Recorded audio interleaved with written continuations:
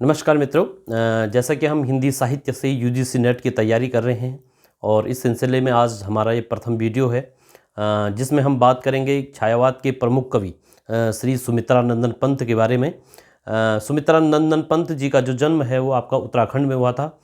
उनका जन्म आपका उत्तराखंड में आपका 1900 ईस्वी में होता है और इनका जन्म जो होता है वो आपका कोसानी में इनका जन्म होता है।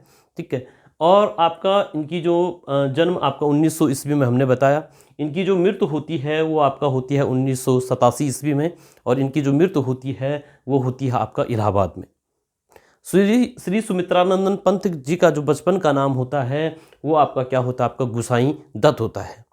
अब सुमित्रानंदन पंत जो आपका छायावाद के चार कवि जो हैं उनमें से एक स्तंभ माने जाते हैं आपका सुमित्रानंदन पंत। तो इनको जो कविता करने की जो प्रेरणा मिलती है, जो कोसानी है वह आपका उत्तराखंड में है और वह कोसानी जो स्थान है वो आपका चारों तरफ से प्राकृतिक वैभव से परिपूर्ण है। खुद सुमित्रानंदन पंत ने यह स्वीकार किया है कि उनको कविता रचने की जो प्रेरणा मिली है वो आपका प्रकृति से उन्हें आपका कविता रचने की क्या हुई, आपकी प्रेरणा मिली है। तो सुमित्रानंदन पंत की जो यूजीसी नेट में जो रचनाएं आती हैं उनका क्रम लगाने के लिए आता है और हमने आपका जो पेपर है उसको आपका कैसे कवियों की रचनाओं का क्रम लगाने के लिए आता है उस दृष्टि से हमने आपका तैयारी करनी है और हमारा मेन जो उद्देश्य होना चाहिए वो आपका एग्ज़ाम को क्लियर करना होना चाहिए।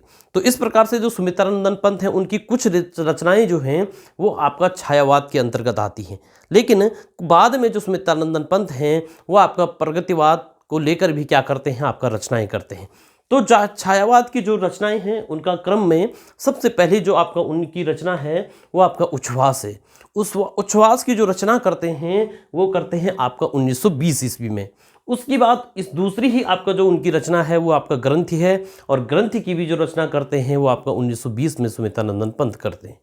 अगली जो रचना है आपका वीणा है। वीणा की जो रचना होती है 1927 ईस्वी में होती है। उसी प्रकार से पल्लवन है। पल्लवन की जो रचना होती है वो आपका 1928 ईस्वी में होती है।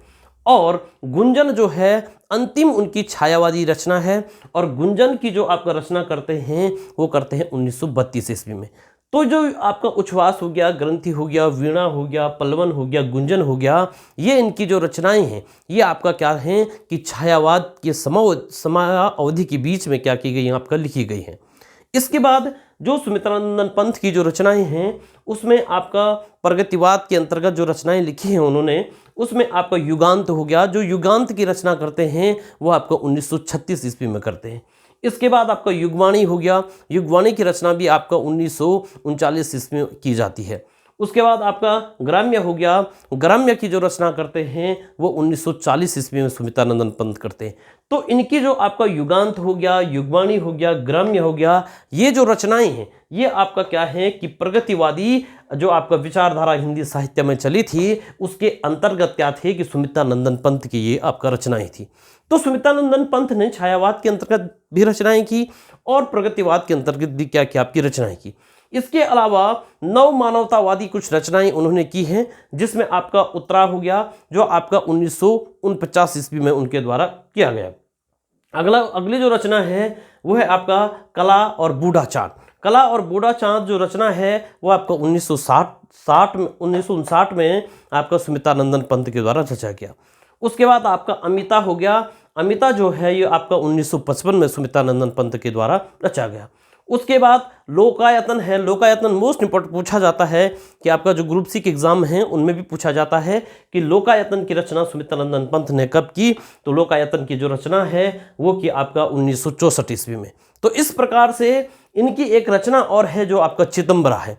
और चितंबरा को आपका क्या किया जाता है कि आपका पहला हिंदी के पहला जो ज्ञानपीठ पुरस्कार दिया जाता है वो चितंबरा के लिए दिया जाता है और यह पुरस्कार सुमित्रानंदन पंत के लिए जो दिया जाता है ये दिया जाता है आपका 1968 में। प्रश्न आता भी है कि हिंदी का प्रथम ज्ञानपीठ पुरस्कार किसे दिया गया, तो श्री सुमित्रानंदन पंत के लिए। उनकी किस रचना के लिए दिया गया, तो वो आपका किसके लिए दिया गया, आपका चिदंबरा के लिए दिया गया।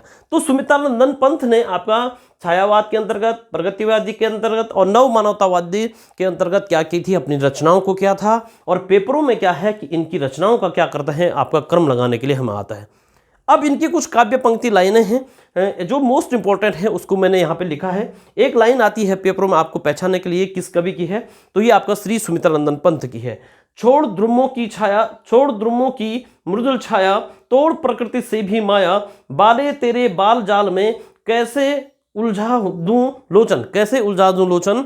तो ये जो काव्य लाइनें हैं ये आपका किसकी, आपका सुमित्रानंदन पंत की हैं। तो आपको ये वीडियो अगर पसंद आया इसको शेयर करें, सब्सक्राइब करें और लाइक करें। धन्यवाद।